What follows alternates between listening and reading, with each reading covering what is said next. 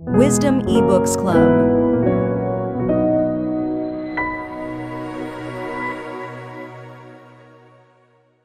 Exodus chapter 2.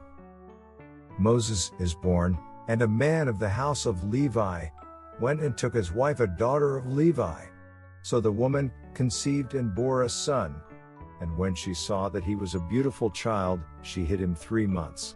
But when she could no longer hide him, she took an ark of bulrushes for him, daubed it with asphalt and pitch, put the child in it, and laid it in the reeds by the river's bank. And his sister stood afar off, to know what would be done to him. Then the daughter of Pharaoh came down to bathe at the river. And her maidens walked along the riverside, and when she saw the ark among the reeds, she sent her maid to get it. And when she opened it, she saw the child, and behold, the baby wept. So she had compassion on him, and said, "This is one of the Hebrews' children." Then his sister said to Pharaoh's daughter, "Shall I go and call a nurse for you from the Hebrew women, that she may nurse the child for you?" And Pharaoh's daughter said to her, "Go." So the maiden went and called the child's mother. Then Pharaoh's daughter said to her, "Take this child away, and nurse him for me, and I will give you your wages." So the woman took the child and nursed him. And the child grew, and she brought him to Pharaoh's daughter, and he became her son. So she called his name Moses, saying, "Because I drew him out of the water." Moses flees to Midian. Now it came to pass in those days, when Moses was grown, that he went out to his brethren, and looked at their burdens.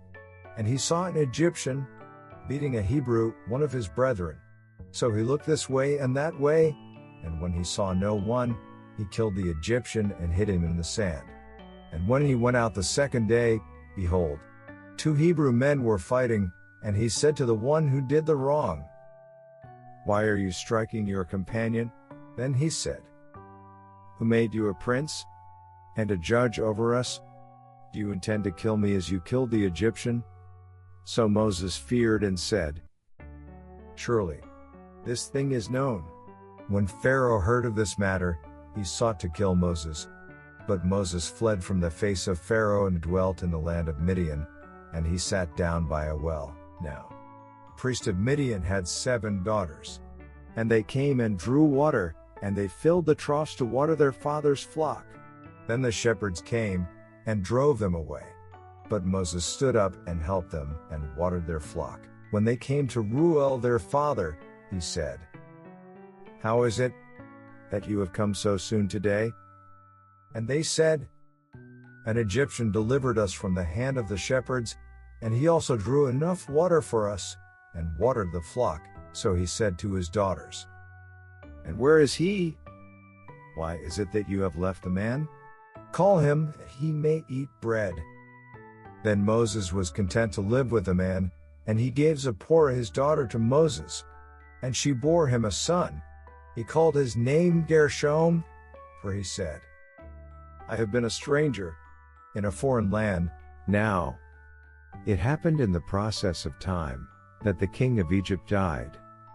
Then the children of Israel groaned because of the bondage, and they cried out.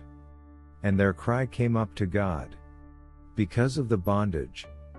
So God heard their groaning, and God remembered his covenant with Abraham, with Isaac, and with Jacob. And God looked upon the children of Israel, and God acknowledged them,